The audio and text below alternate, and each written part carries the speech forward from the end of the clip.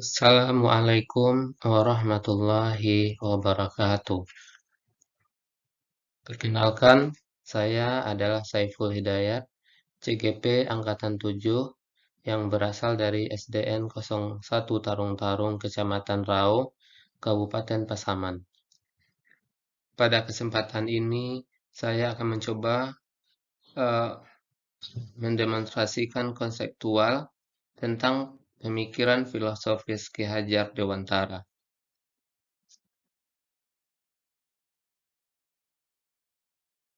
Ki Hajar Dewantara yang memiliki nama asli Raden Mas Suwardi Suryaningrat.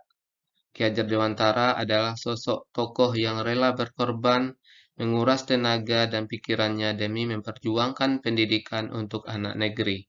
Pada tahun 1959, atas jasa-jasanya dalam mengembangkan pendidikan di Indonesia, Ki Hajar Dewantara dianugerahi gelar sebagai Bapak Pendidikan Nasional oleh Presiden Soekarno.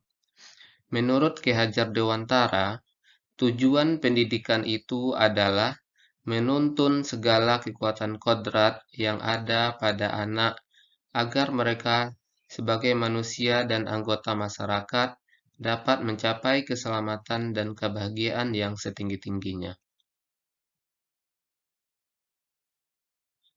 Beberapa konsep pemikiran Ki Hajar Dewantara yang saya ambil, yang pertama adalah tentang trilogi pendidikan. Yang pertama adalah Ingarso Sungtulodo, yaitu guru di depan adalah sebagai teladan. Artinya kita sebagai pendidik harus memberikan teladan sehingga kita bisa menjadi panutan bagi siswa. Yang kedua adalah Ing Madio Mangunkarso. Artinya di tengah harus bisa membangun motivasi. Maka sebagai seorang pendidik, kita harus mampu membangun semangat, menciptakan ide atau berkarya agar siswa kita mampu berinovasi. Kemudian yang ketiga adalah Tutwuri Handayani. Artinya di belakang memberikan dorongan.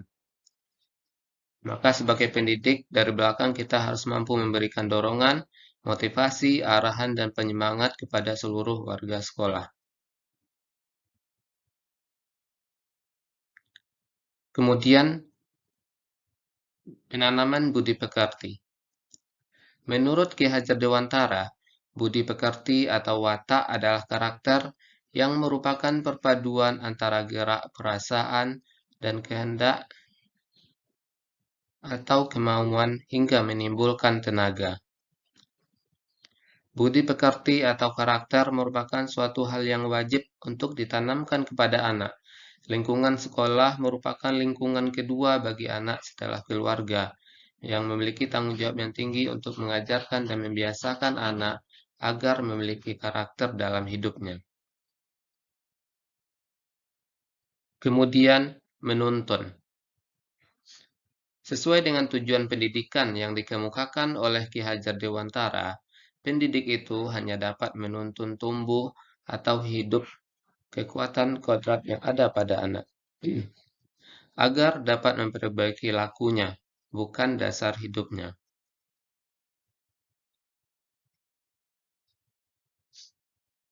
Dalam menuntun laku pertumbuhan kodrat anak, Ki Hajar Dewantara mengibaratkan peran pendidik sebagai seorang petani atau tukang kebun. Anak-anak seperti biji tumbuhan yang disemai dan ditanam oleh Pak Tani, atau Pak Tukang Kebun di lahan yang telah disediakan. Anak-anak itu bagaikan bulir jagung yang ditanam. Bila biji jagung ditempatkan di tanah yang subur, dengan mendapatkan sinar matahari dan pengairan yang baik, maka meskipun biji jagung adalah bibit jagung yang kurang baik, dapat tumbuh dengan baik karena perhatian dan perawatan dari Pak Tani. Demikian sebaliknya, meskipun biji jagung itu disemaikan adalah bibit berkualitas, namun tumbuh di lahan yang gersang dan tidak mendapatkan pengairan dan cahaya matahari, serta tangan dingin Pak Tani, maka biji jagung itu mungkin tumbuh, namun tidak akan secara optimal. Kemudian, kodrat alam dan kodrat zaman. Ki Hajar Dewantara dalam konsep pendidikan mengemukakan bahwa sebagai seorang guru, kita harus memberikan pembelajaran sesuai dengan kodrat alam dan kodrat zaman. Kodrat alam artinya harus sesuai dengan lingkungan fisik siswa tersebut. Pasti akan berbeda pembelajaran anak-anak yang berada di daerah pinggiran pantai dengan anak-anak yang berada di pegunungan. Kemudian juga tergantung dengan kondisi fisik dan cuaca suatu daerah tersebut.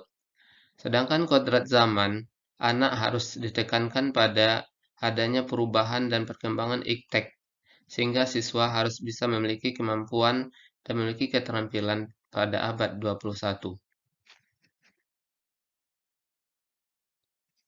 Kemudian, pendidikan yang menghamba kepada anak.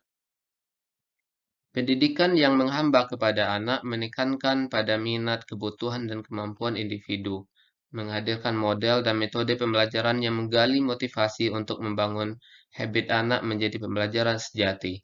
Selalu ingin tahu terhadap informasi dan pengetahuan, suka dan senang membaca. Menghamba kepada anak, yang berarti pembelajaran adalah yang berpusat pada anak. Ibarat seorang pembeli yang dianggap raja, selayaknya murid harus dianggap raja dalam setiap pembelajaran. Apa yang menjadi kebutuhan anak harus kita akomodasi sebagai seorang guru dengan segala macam cara sesuai dengan karakter anak tersebut. Guru harus memberikan kebebasan kepada anak itu, bukan mengekangnya. Kemudian, kodrat anak adalah bermain. Bermain di sini bukan dalam artian belajar sambil bermain, namun belajar dalam bermain. Menurut Ki Hajar Dewantara, permainan anak itu adalah pendidikan. Dalam hal ini, pendidik harus memahami bahwa kodrat anak adalah bermain. Melalui permainan, pendidik dapat menuntut tumbuh kembangnya kodrat anak dan mengembangkan budi pekerti anak. Bermain dapat diintegrasikan sebagai bagian dari pembelajaran di sekolah.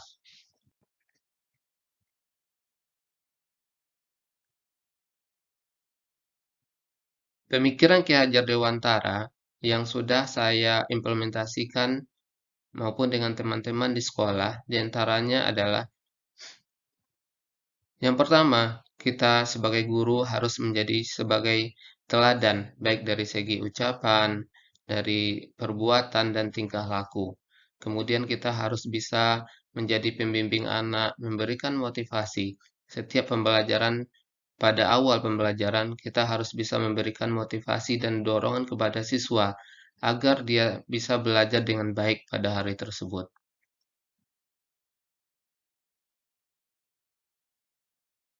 Kemudian penanaman karakter atau budi pekerti. Penanaman karakter atau budi pekerti ini tetap kita lakukan setiap hari, yang mana dimulai dari siswa masuk gerbang sekolah sampai nanti pulang sekolah. Ketika anak masuk gerbang sekolah, kita sudah mulai dengan bersalaman, tegur sapa dengan cara senyum, kemudian masuk sekolah nanti bersalaman dengan guru-guru, kemudian ada karakter religius siswa bisa kita kembangkan dengan cara membaca Al-Quran, kemudian sholat berjamaah, kemudian karakter bisa menghargai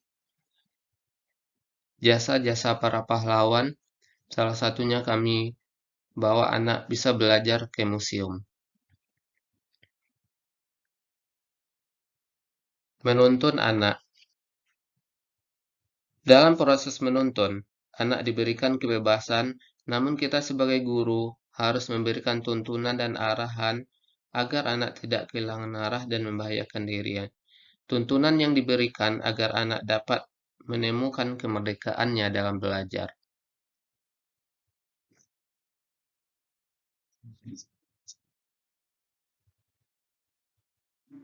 Pembelajaran yang sesuai dengan kodrat alam dan kodrat zaman. Di sini, sesuai dengan kodrat alam, di sekolah juga kami mengajarkan cara bercocok tanam atau bertani, karena sesuai dengan wilayah kita adalah banyak orang tuanya sebagai petani. Kemudian sesuai dengan kodrat zaman, kami juga mengajarkan siswa tentang penggunaan iptek menggunakan alat teknologi dalam pembelajaran.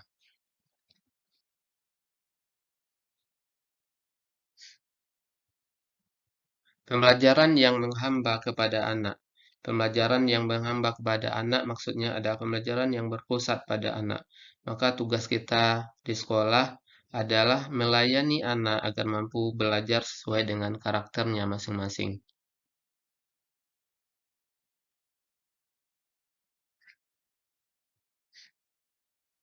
Kemudian, kodrat anak adalah bermain.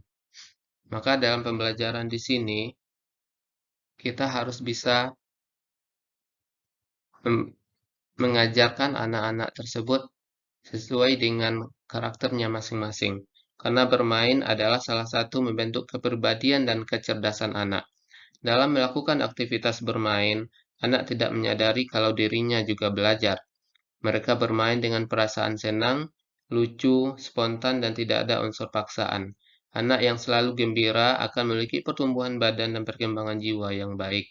Karena itulah pentingnya kita sebagai guru agar selalu melakukan aktivitas bermain dalam skema belajar mengajar kita setiap hari. Demikianlah yang dapat saya sampaikan dalam pelaksanaan tugas demonstrasi kontekstual pemikiran filosofis Ki Hajar Dewantara. Assalamualaikum warahmatullahi wabarakatuh.